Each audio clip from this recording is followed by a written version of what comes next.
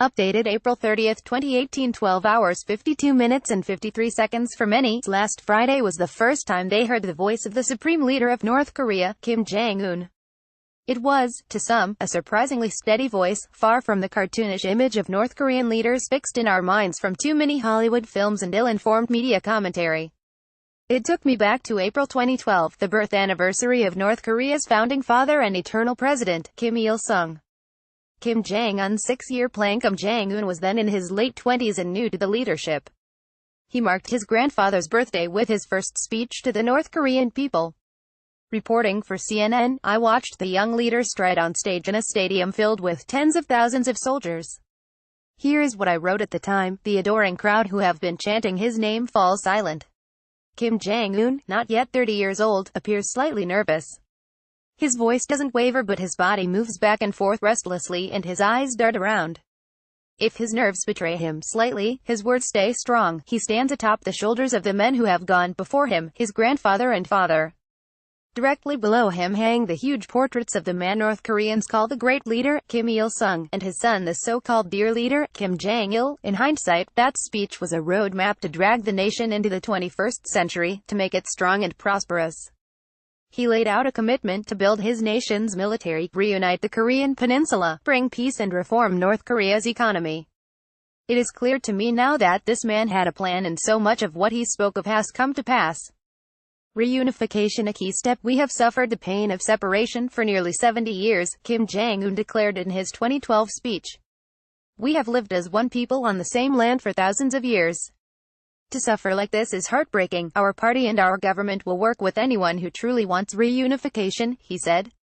It is impossible to overstate the pain of separation felt by the Korean people. These are families torn apart by war, who haven't seen each other for more than half a century. So many have died with the dream of reunification unfulfilled. It is no surprise that the communiqué released after the meeting of the North and South Korean leaders last Friday sets out peace and reunification as the first goal. South and North Korea will reconnect the blood relations of the people. It stresses that they will determine the destiny of the Korean nation on their own accord. Peace plan, military action. But back in 2012, Kim Jong-un was under no illusions that he was leading a nation at war. As he told his assembled troops, our military has become a powerful military able to handle any kind of modern warfare, with complete offensive and defensive capabilities. The foreign powers are not the only ones with monopoly on military supremacy, and the days of their threatening and lying to us with atomic weapons is forever gone. What has he done since? Mr. Kim has accelerated his nuclear program. U.S. intelligence estimates put his nuclear arsenal at as many as 60 bombs. He has also fast-tracked his missile program, testing long-range delivery systems that could strike as far away as the western coast of the United States. North Korea is at its most powerful position in its history. Mr. Kim has learnt the lessons of the past. He has watched as other regimes and other leaders, Iraq, Libya, with no nuclear capacity, have fallen. He has vowed that will not happen to him. Regime survival is paramount. Feeding North Korea. In 2012, Kim Jong-un presided over a nation that could not feed itself. He knew the clock was ticking. His power could collapse if he could not build his economy. Mr. Kim made a pledge for his people to suffer no more and came as close as he could to admitting the regime had failed the people in the past, our fellow citizens. Who are the best citizens in the world, who have overcome countless struggles and hardships. It is our party's firmest resolve not to let our citizens go hungry again, he said. Military might, reunification, economy. This has been Mr. Kim's strategy. He has pursued his plan from that day to now. Can we trust Kim Jong-un? The man who spoke to the world last Friday is slightly older and no doubt wiser, but his aim is the same. He is shrewd and calculating. He is clever and too easily underestimated.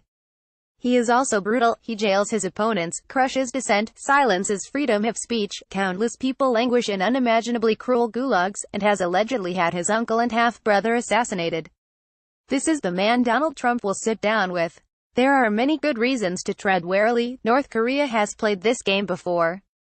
But this is a different leader, in a different era. He sees himself as a man of history. He has styled himself on his grandfather, same hair, same mannerisms. Kim Il-sung is still hailed as a hero, the man who built the nation. In 2012, Kim Jong-un told us he wanted to be the man to finish his grandfather's work. Matter of Fact with Stan Grant is on the ABC News channel at 9 p.m. Monday to Thursday.